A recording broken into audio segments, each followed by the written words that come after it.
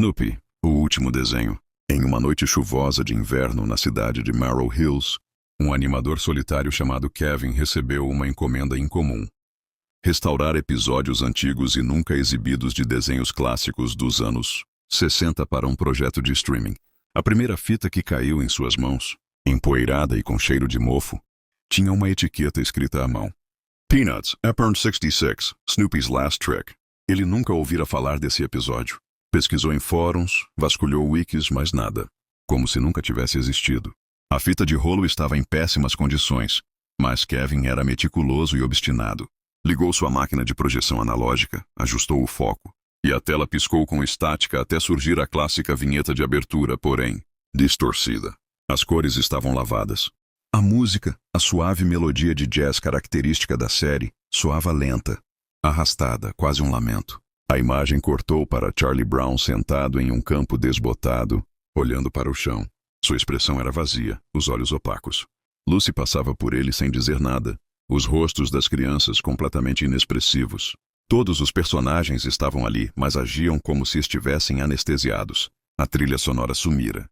Nenhum diálogo, nenhum som. Apenas o ranger das fitas passando pela máquina. Então apareceu Snoopy. Mas ele estava diferente. Sua silhueta era a mesma. Mas havia algo de profundamente errado. Os olhos negros, antes doces e expressivos, agora eram completamente brancos, sem pupilas. A boca estava curvada num sorriso estranho, largo demais. Ele se movia de forma errática, como se estivesse sendo manipulado por fios invisíveis. O fundo da cena escureceu, e Snoopy caminhou em silêncio até a casinha vermelha, que agora estava coberta por algo que parecia sangue seco. Kevin pausou a fita. O coração batia acelerado. Aquilo era algum tipo de paródia macabra? Uma brincadeira mórbida de um funcionário perturbado? Respirou fundo e continuou. Na sequência, Snoopy subia no telhado da casinha, como sempre fazia. Mas ao deitar-se, os olhos se abriram abruptamente, e uma música aguda e cortante começou a tocar. Uma espécie de zumbido que foi crescendo em volume até que a imagem tremeu e piscou. Como se a fita estivesse se revoltando contra quem a assistia. Snoopy se levantou lentamente. Olhou para a câmera. Quebrou a quarta parede e sussurrou: Ele mandou me chamar. A voz era cavernosa, humana demais. Kevin congelou. Aquilo não era possível. Personagens animados não falam fora do roteiro. Não daquele jeito. A partir daí, o episódio desmoronou em um caos sombrio. As cenas mostravam Snoopy andando pela cidade à noite, invadindo as casas dos personagens, um a um. As crianças eram encontradas na manhã seguinte com os olhos arrancados, cobertos por lençóis sujos de sangue. Sempre havia uma palavra escrita com sangue na parede: risos. Snoopy aparecia nas cenas seguintes como se nada tivesse acontecido, sentado, abanando o rabo, sorrindo. Mas seus olhos agora estavam cheios. Pupilas negras, famintas. Na cena final ele apareceu sozinho, caminhando por uma rua abandonada. A câmera aproximava-se lentamente, e aos poucos o som de vozes infantis, sussurros, gemidos, enchia o ambiente. Então ele parou, olhou diretamente para Kevin pela tela e disse novamente: Você também me chamou. A imagem ficou preta. A fita acabou. Kevin ficou imóvel por vários minutos, respirando com dificuldade. Tentou rebobinar a fita, mas ela se desfez, como se tivesse envelhecido de repente. Os rolos viraram pó em suas mãos. Naquela noite teve pesadelos com Snoopy. Sonhou que ele arranhava a porta de sua casa, que o chamava pelo nome, que subia em sua cama e sussurrava: Agora você também é meu amigo. Kevin acordou com marcas de arranhões nos braços. Desesperado, tentou contar a história online. Postou fotos da fita, falou do conteúdo, mas ninguém acreditou. Pior, seus perfis começaram a exibir imagens editadas de Snoopy com os olhos vazios, segurando uma faca ensanguentada. Amigos próximos diziam que Kevin estava surtando. Diziam que ele tinha passado tempo demais sozinho com aquelas fitas antigas. Em uma manhã de segunda-feira, seus vizinhos chamaram a polícia após ouvirem gritos vindos de seu apartamento. A porta foi arrombada. Kevin foi encontrado morto em frente à televisão, com a boca costurada e os olhos arrancados. Na parede, escrito com o que parecia ser sangue, lia-se: risos. A fita nunca foi encontrada. Apenas a tela da TV, que havia permanecido ligada, exibia uma última imagem congelada. Snoopy sorrindo, deitado sobre um túmulo recém-cavado com o nome Kevin gravado na lápide. Aviso: alguns dizem que, se você sonhar com Snoopy depois de ouvir essa história, ele realmente vem te visitar. Não no sonho. Mas quando você acorda, e ele sempre sorri. Chucky. Neve sangrenta. Mila e Gabriel estavam exaustos da cidade. Após um aborto traumático e meses de terapia, decidiram recomeçar em um lugar remoto. Alugaram uma cabana de madeira na região dos Lagos Andinos, onde a neve caía quase o ano inteiro. O povoado mais próximo, Vila del Silêncio, tinha apenas 300 moradores. Não havia internet, mal havia sinal de celular. Mas a cabana tinha lareira, gerador e uma vista incrível para uma floresta nevada. No primeiro dia, explorando o porão, uma sala úmida, com cheiro de mofo congelado, Gabriel encontrou algo estranho enterrado no canto. Sob o piso de tábuas soltas, um boneco. Ele estava envolto em um cobertor antigo, congelado. Quando o casal retirou o gelo ao redor, revelou-se uma figura de cerca de 50 centímetros, cabelos ruivos emaranhados, olhos de vidro intensos e um macacão com o nome Good Guys costurado no peito. Que coisa horrível. Disse Mila, arrepiada. Vamos jogar fora? Não, vamos deixar aí embaixo até o caminhão de lixo voltar. Mas naquela noite, quando Gabriel desceu novamente para o porão, o boneco não estava mais lá. Do lado de fora, marcas de pegadas minúsculas seguiam da porta dos fundos até a lateral da casa. Gabriel seguiu o rastro até a cerca da floresta. Lá, no meio da neve, estava o boneco, sentado, virado para a cabana como se observasse. Gabriel ficou confuso, achando que Mila talvez tivesse tirado o brinquedo. Levou-o de volta e o trancou no armário do porão. Naquela noite, escutaram passos, pisadas pequenas, rápidas, que ecoavam pelo assoalho de madeira. Pensaram ser algum animal, mas os passos paravam sempre na frente do quarto deles. Na manhã seguinte, o armário estava escancarado, e sobre a mesa da cozinha, uma faca de cozinha, com o nome Mila riscado na lâmina. Mila começou a ouvir vozes na neve, sempre ao anoitecer. Quando saía para pegar lenha, o vento parecia sussurrar em seu ouvido. Ele quer brincar. Você não pode fugir. Mamãe. Cada noite, o boneco surgia em um lugar diferente, em cima da geladeira, sentado no sofá, no banheiro. Certa vez, ela acordou com o som da risada de uma criança, e o boneco estava deitado entre ela e Gabriel na cama. Desesperada, Mila pediu para irem embora, mas a estrada estava completamente bloqueada por uma avalanche. Nem os moradores da vila conseguiam sair. O telefone parou de funcionar. A lareira começou a falhar. O gerador travou, o frio aumentava, e Chuck parecia se mover com mais facilidade. Gabriel desceu até a vila a pé, enfrentando o vento cortante. Lá encontrou o velho Emiliano, dono do armazém. Quando contou sobre o boneco, Emiliano empalideceu. Essa coisa já matou antes. Como assim? A cabana onde vocês estão pertencia a um casal com 2 filhos, há 10 anos. A mulher enlouqueceu e matou a família inteira. Só sobrou o boneco enterrado no porão com sal e gelo sagrado. Por que ninguém avisou? Porque ninguém acredita, até ser tarde demais. Gabriel voltou apavorado, mas ao chegar encontrou a porta da cabana aberta, a neve invadindo o interior e sangue fresco no corredor. Mila estava trancada no quarto. Do lado de fora, algo arranhava a porta. Quando Gabriel arrombou e entrou, a encontrou encolhida no canto, tremendo. Ele quer que eu seja a mãe dele. Ela sussurrou. Se eu disser não, ele me mata. Gabriel vasculhou a casa e encontrou Chuck, sentado no beiral da janela, com os olhos voltados para o pôr do sol vermelho. Ao lado, um bilhete rabiscado com letras infantis. Ela é minha mamãe agora. Você não faz mais parte. Naquela noite, Gabriel lembrou do que Emiliano havia dito. Sal, fogo e gelo sagrado. Ele criou um círculo de proteção com sal grosso na sala. Acendeu todas as velas, espalhou crucifixos e recitou orações. Chuck apareceu à meia-noite. Seus olhos agora pareciam vivos. A boca se movia. Ele falava. Você roubou minha família, Gabriel. Agora eu vou fazer você assistir. O boneco avançou com uma faca, mas ao cruzar o círculo de sal, foi contido. Gritava, se contorcia, amaldiçoava em línguas antigas. Gabriel jogou álcool e acendeu fogo. O boneco gritou, derretendo parcialmente. Mas antes que pudesse terminar o ritual, Mila quebrou o círculo, em transe, com um sorriso vazio. Ele é meu filho agora. Chuck pulou sobre Gabriel. A vela caiu. A cortina pegou fogo. E a cabana foi engolida pelas chamas. Quando os bombeiros chegaram, 2 corpos foram encontrados. Gabriel queimado além do reconhecimento, e uma mulher viva, ilesa, segurando um boneco chamuscado nos braços. Ela foi levada para um hospital psiquiátrico. Em seus delírios repetia. Ele só queria uma mãe. E agora ele tem uma. Meses depois, uma enfermeira encontra o boneco abandonado na ala desativada do hospital. acha engraçado, leva para casa e entrega ao filho pequeno. Na mesma noite, o garoto ouve uma voz embaixo da cama. Quer brincar comigo? Hello Kitty, a loja da meia-noite. Em uma cidadezinha esquecida pelo tempo, onde as noites eram mais escuras que o normal, existia uma rua que só aparecia nos mapas antigos. Rua do Sorriso 606. Ninguém sabia ao certo por que ela tinha esse nome, mas todos os moradores evitavam falar dela. Era como uma maldição não dita, um segredo coletivo. Mila, uma adolescente solitária e obcecada por personagens fofos, estava de férias na casa da avó naquela cidade. Sem Wi-Fi e com sinal de celular fraco, ela vagava pelas ruas durante o dia, tirando fotos de casas antigas e vitrines fechadas. Foi em uma dessas caminhadas entediadas que encontrou a Rua do Sorriso.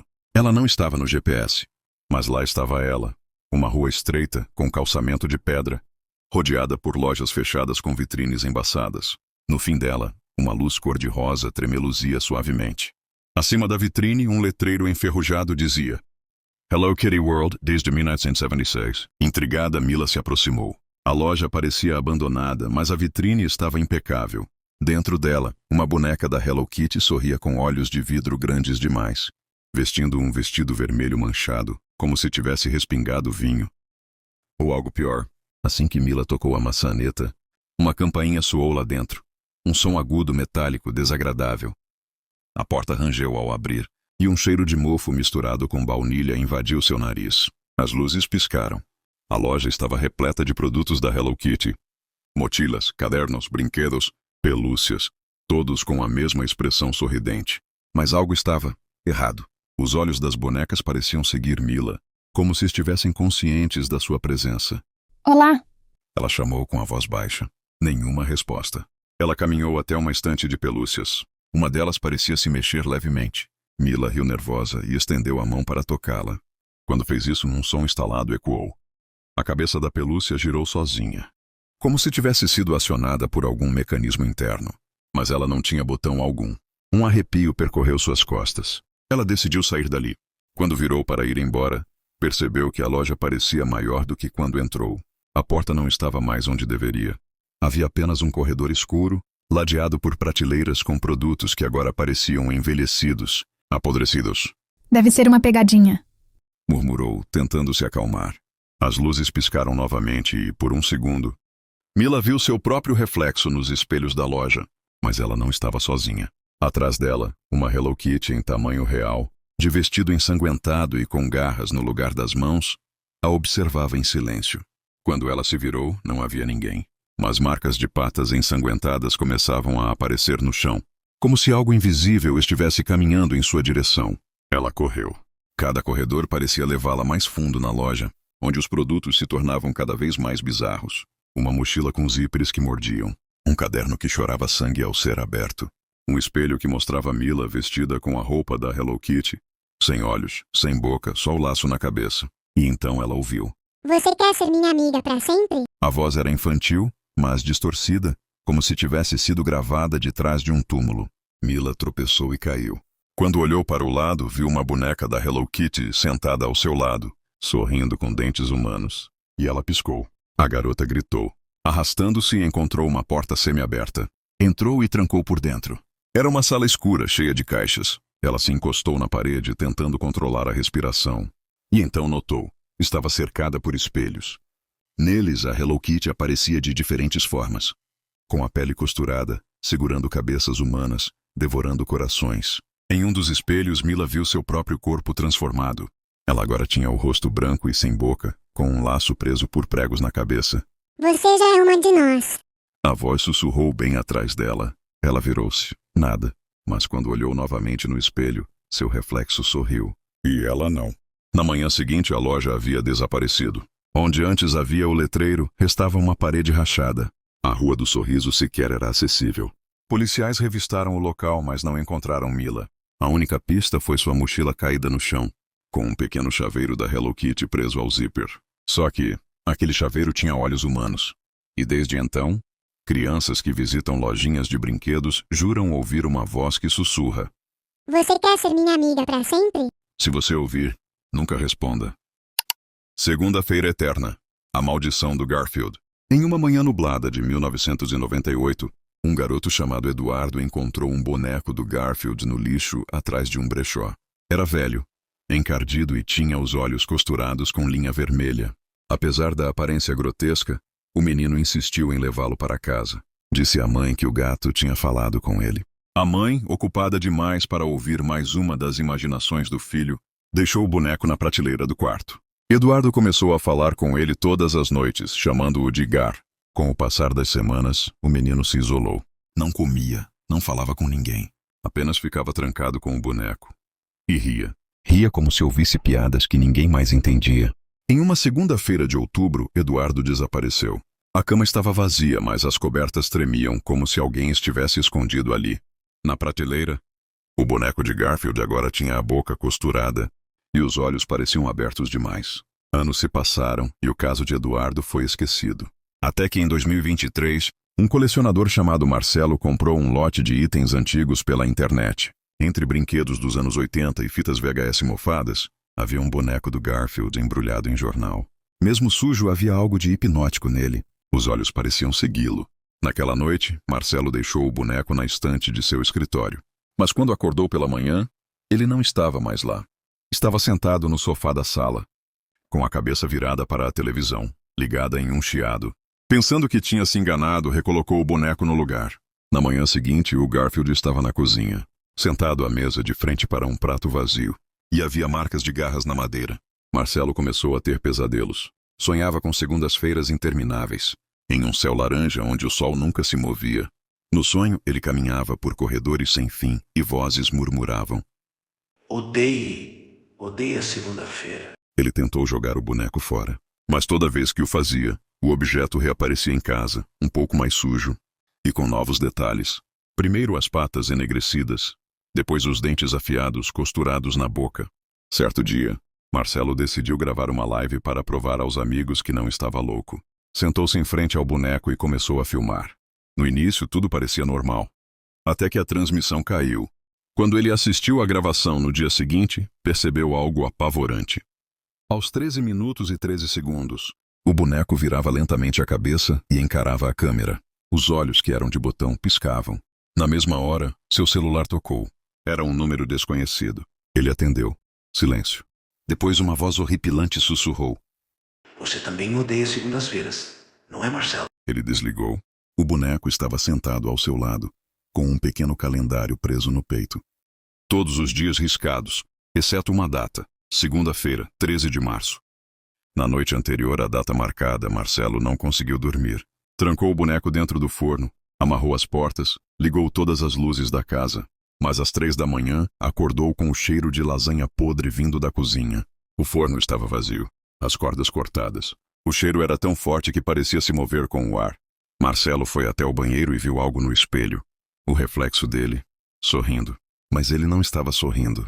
Atrás do reflexo, o Garfield aparecia suspenso no teto, com a boca aberta e olhos vermelhos brilhando. Ele desmaiou. Ao acordar, era segunda-feira. E continuava sendo segunda no dia seguinte. E no outro? O tempo parou. O céu estava sempre nublado. Não havia mais som de pássaros. Não havia mais ninguém. Marcelo andava pelas ruas da cidade deserta, onde bonecos de pelúcia do Garfield se penduravam nas janelas, sorrindo. Todos idênticos. Todos com olhos costurados em vermelho. A cada esquina, cartazes com a mesma frase. Garfield venceu.